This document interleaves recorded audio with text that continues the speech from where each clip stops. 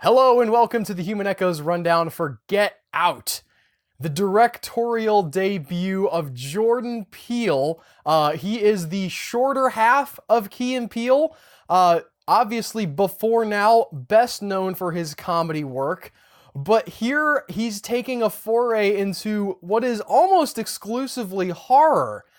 And I have to say, going into this, I was a little bit trepidatious because I knew the reputation of this film ahead of time. I knew that this was a film that tackled racism as a topic for horror. And horror at its best can be really good at this kind of thing, right? Of taking these sort of larger societal problems or social problems or something and spinning them into a different type of perspective where those things are dealt with in a more heightened type of reality.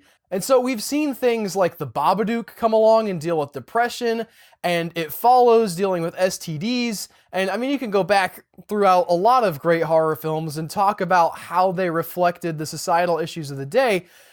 However, you don't necessarily want to go to the theater and get only a sermon. So my fear going into Get Out was that it was going to be all message and not very much movie.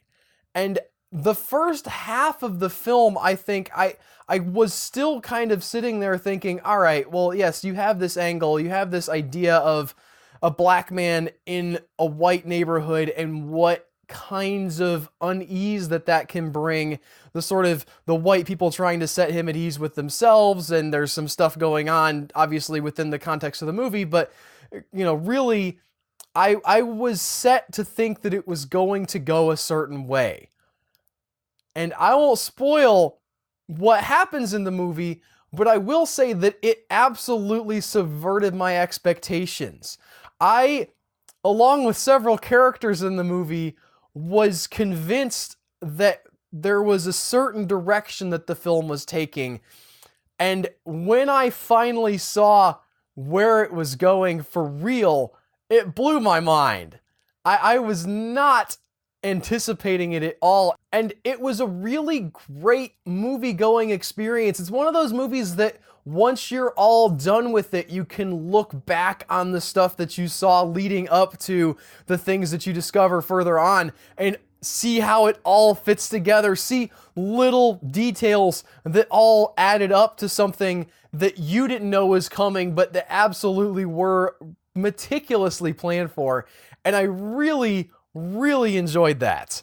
To start out with, the plot of the movie is relatively simple. You have a black man named Chris Washington who's going home to his girlfriend's parents for the first time. She's white. He's not sure how they're going to feel about him. She tries to set him at ease and tells him, hey, listen, my parents are good people. They voted for Obama. They like Tiger Woods.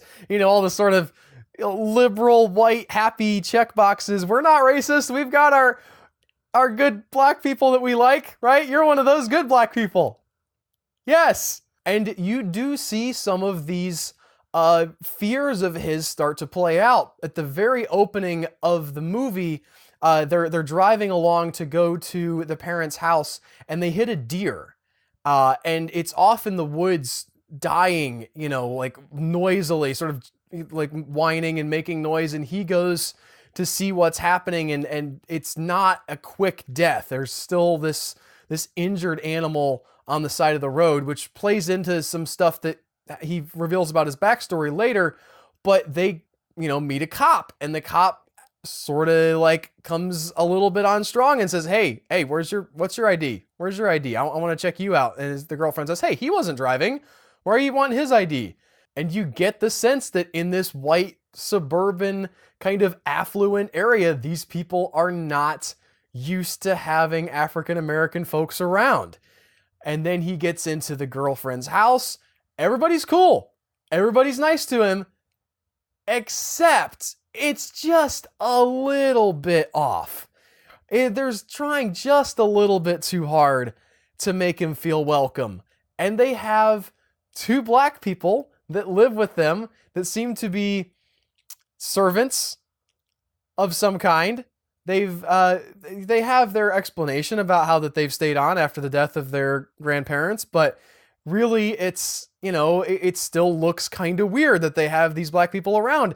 And as the movie goes on, Chris meets several other black people from the neighborhood, and they're all just a little bit off. Their speech pattern is off, the way they dress is off, it just doesn't feel right. And then you find out that his girlfriend's mother is a hypnotist. I'm not going to say anything else more specific about the plot because I don't want to give anything away, but I felt that it walked a really amazing balance between having this societal issue forefront and center and also giving us just an amazing horror movie, because this movie does really great stuff. If you've seen the trailer, you have the flavor of it, but it does, especially in the first half, it really builds up and the tension is there, and you just feel this sort of increase in the crescendo of all this stuff that's happening and all these things falling into place. And the payoff at the end is absolutely amazing. A lot of horror movies, I think, do a pretty great job of building something up to start with, and then they fall flat on their face, right? It's real easy to sort of build up that tension to begin with, and to have things be kind of creepy, and to get you with a few jump scares to start with, but it's a lot harder to stick that landing, to make everything make sense, to make it feel satisfying, to make you happy that you've sat here and watched this whole thing for an hour. And Get Out absolutely sticks the landing. In fact, it gets stronger as it goes on. The beginning is good, but it doesn't set itself very far apart from a lot of other horror films. But as it goes on, and as you see more and more of this world, you really start to become more invested, and you're waiting to see what the next twist is and where the next turn is going to be, and it just hooks you in all the way. And by the end of the movie, you're 100% on board, and it's a really great, solid horror film. Now, you may be wondering, because this is Jordan Peele of Key and Peele, is there any comedy in this film? And there is some, okay? I would not classify this as a horror comedy or even as a dark comedy.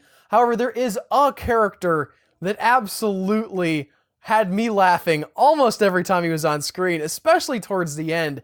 But that humor was really well used to diffuse a little bit of the tension at a time in the movie when it's built up and built up and built up, and you'd gotten to a place where you thought you knew what was going on, and you sort of got to think about some of what you knew as you sort of have this moment of comedy, and then you get back into the horror. I thought it was beautifully balanced. I thought the horror was excellent. When there is comedy, it's not distracting, it's not overbearing, but it is excellent. And yeah, just overall, I thought this is one of the best. This is definitely the best horror movie I've seen this year. I would say better than Split by far.